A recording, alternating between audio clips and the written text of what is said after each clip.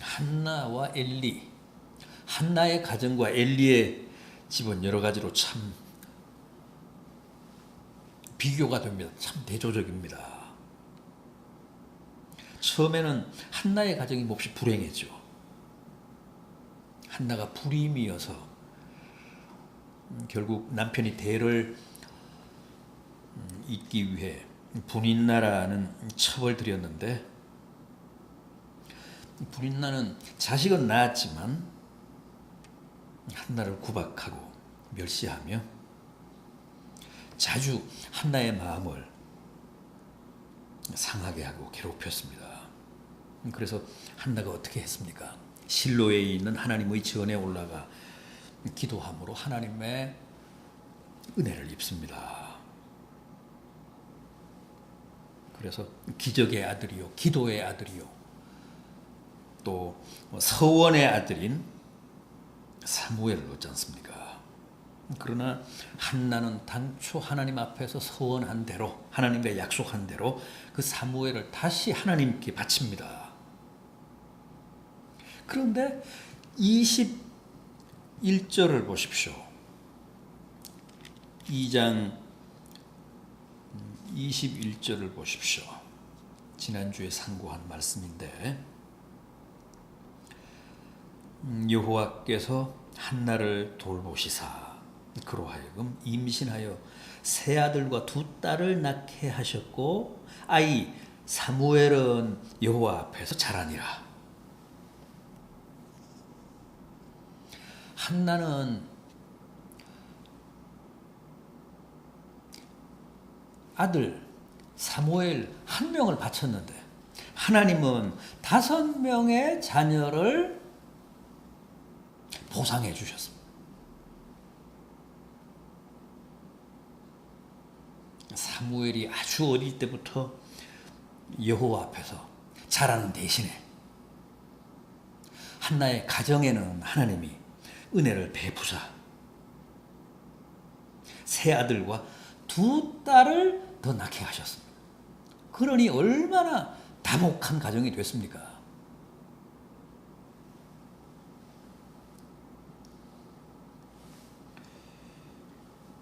아브라함이 이삭을 바쳤을 때도 하나님은 아브라함을 그렇게 축복하셨습니다. 창세기 22장 16절이 합니다. 여호와께서 이르시기를 내가 나를 가리켜 맹세하노니 내가 이같이 행하여 내 아들 내 독자라도 아끼지 아니하였은즉 내가 내게 큰 복을 주고 내 씨가 크게 번성하여 하늘의 별과 같고 바닷가의 모래와 같게 하리라. 또 내 씨로 말미암아 천하 만민이 복을 받으리니 이는 내가 나의 말을 준행하였음이니라. 아브라함도 독자 이삭 하나만 바쳤는데 하나님은 이삭의 자식, 아브라함의 자식, 아브라함의 자손을 하늘의 별과 같이 바다의 모래와 같이 많이 주신다고 합니다. 그리고 아브라함으로 인해서 대대로 그의 후손들이 다 복을 받을 것이라고 하셨습니다. 하나님은 언제나 그렇게 하십니다. 우리가 정말 마음과 믿음을 담아 하나를 드리면 하나님은 100개, 1000개, 10,000개로 보상해 주십니다.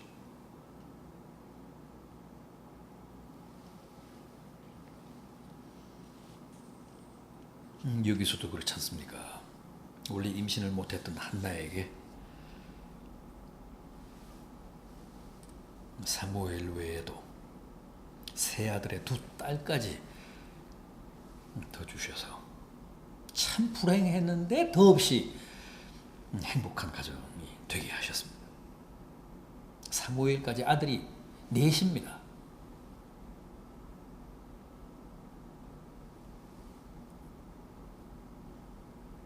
열심히 기도해서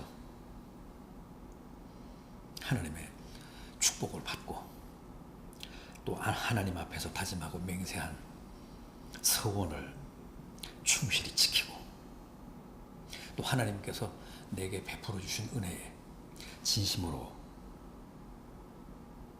감사하면 이렇게 한나의 가정처럼 놀라운 은혜와 축복을 허락하신다는 겁니다. 반면에 엘리 보십시오.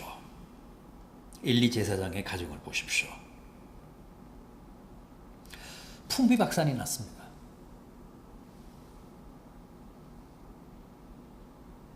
이 2장 25절 하반절을 보십시오. 여호와께서 그들을 죽이기로 뜻하셨음이었더라. 원문을 직역하면 이렇습니다. 여호와께서 그들을 기꺼이 죽이시기로 마음먹었다.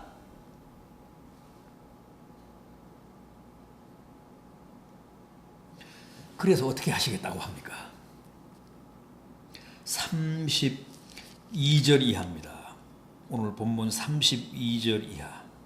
이스라엘에게 모든 복을 내리는 중에 너는 내 처소에 환난을 볼 것이요 내 집에 영원토록 노인이 없을 것이며 내 제단에서 내가 끊어버리지 아니할 내 사람이 내 눈을 쇠잔하게 하고 내 마음을 슬프게 할 것이요 내 집에서 출산되는 모든 자가 젊어서 죽으리라. 내 두 아들 홈니와 비느하스가 한날에 죽으리니 이 둘이 당할 그 일이 내게 표징이 되리라.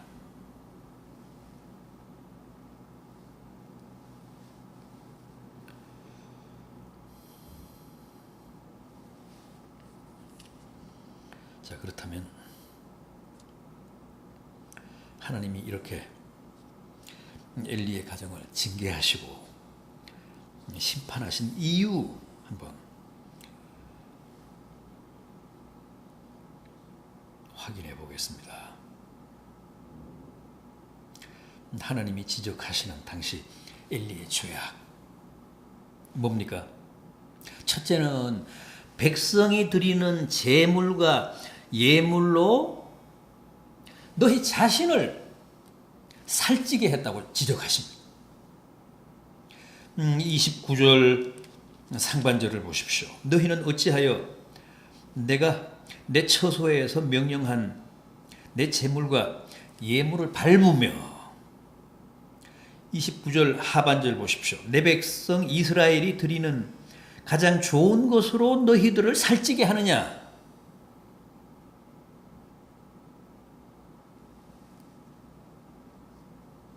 실제 그랬잖아요.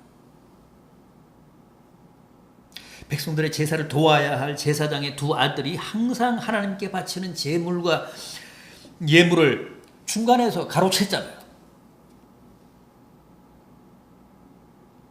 또 날고기로 육회로 먹겠다며 제사법을 어기고 기름도 태우기 전에 고기를 강탈해 갔잖아요.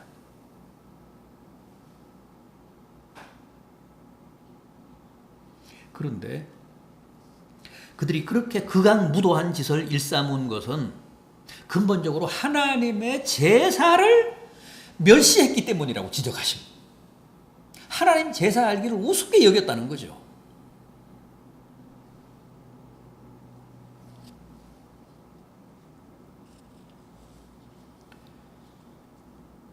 이렇게 하나님 제사를 멸시하고 하나님께 바치는 제물과 예물을 가로채서 자기 배를 불리는 사람은 하나님이 반드시 치십니다. 심판하십니다. 징계하십니다.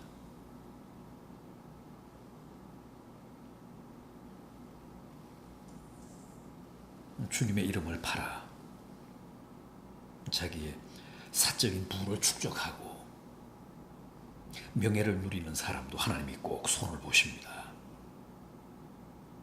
어찌하여 백성이 드리는 좋은 것으로 너희가 살을 찌게 하느냐?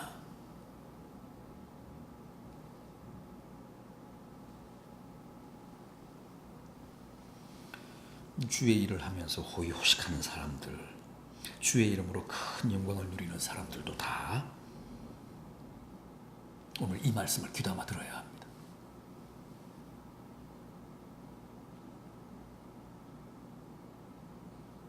그것은 결국 주님의 것, 주님의 영광, 주님이 받으실 제물과 예물을 엘리의 두 아들처럼 중간에서 가로채는 행위이기 때문에 필연적으로 주님의 진노를 살 수밖에 없고 하나님의 심판을 피할 수 없다는 것.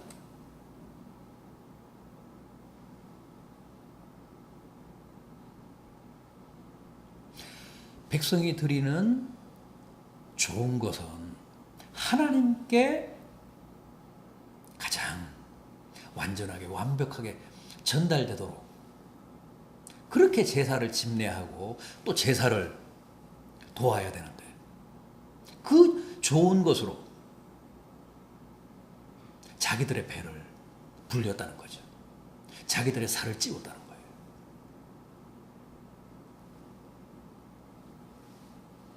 그런 식으로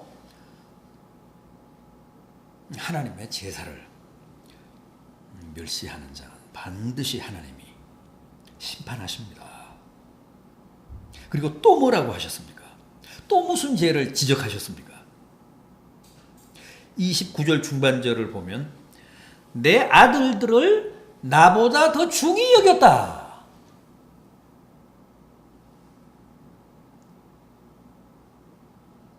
당시 엘리와 그 두 아들들이 하나님의 진노와 저주와 심판을 자초한 죄악,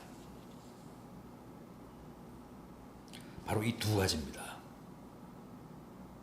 하나님께 바치는 제사를 멸시해서 제물을 가로챈 것, 그래서 자기들의 살을 찌운 것. 그리고 또 하나는 자기 아들들을, 자기 자식들을 하나님보다 더 중히 여기고 더 사랑한 것. 이것도 절대 용서받을 수 없는 죄악입니다.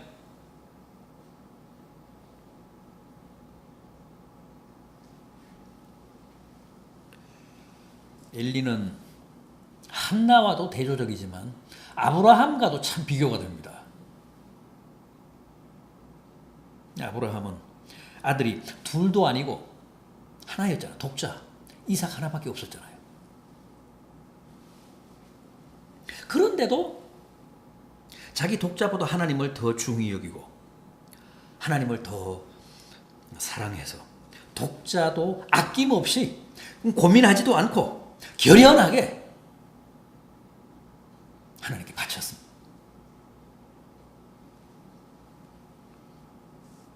하나님이 뭐라고 하셨습니까? 내가 내 아들 독자도 아끼지 아니하였은즉 내가 이제야 내가 하나님 경외하는 줄 아노라. 그런데 엘리는 그 반대였습니다. 엘리에게는 두 아들이 하나님보다도 더 소중했습니다. 그래서 아들들이 하나님을 경외하지 않고 제사를 멸시하고 유린해서 하나님의 영광을 욕되게 하는데도 아무런 제재도 아무런 징계도 가하지 않고 그냥 뒀습니다. 한나를 보십시오. 아이를 출산할 수 없었던 여인이 사무엘을 낳았으니 그 아들이 얼마나 귀하고 소중했겠습니까? 더구나 그동안 분인나에게 당한 걸 생각하면 더더욱 그렇지 않았겠습니까? 그런데도 불구하고 한나에게는 그 아들보다 사무엘보다도 하나님이 더 소중했고 하나님과의 약속이 더 엄중했습니다. 젖된 아이를 성전에다 맡기고 집으로 돌아올 수 있겠습니까, 여러분들은?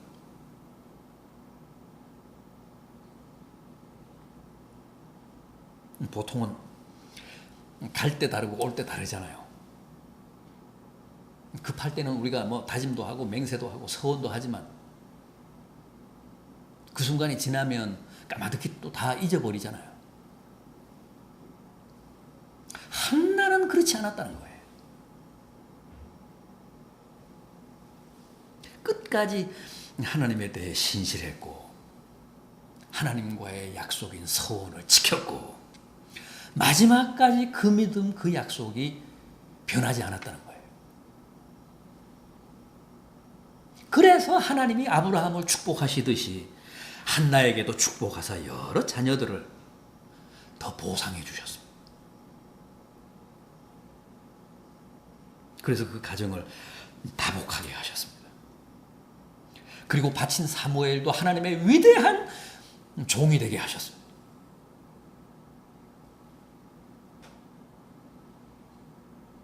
누구나 하나님의 예배, 하나님의 제물과 예물을 멸시하지 않고 또 자기 자식보다도 하나님을 더 중히 여기고 하나님을 더 사랑하면 반드시 하나님이 만배로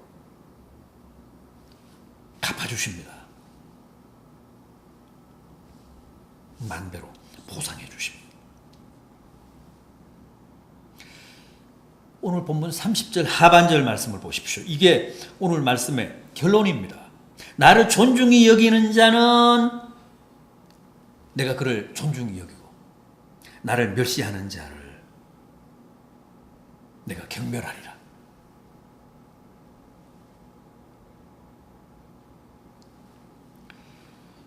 부디 어떤 경우에도 자식보다 하나님을 더 존중히 여기시고 어떤 경우에도 이 세상 그 무엇보다도 하나님을 가장 사랑하셔서 여러분들의 자녀들도 복을 받고 여러분들도 하나님의 큰 은혜를 누리는 복된 성도들 되시기를 진심으로 기원합니다.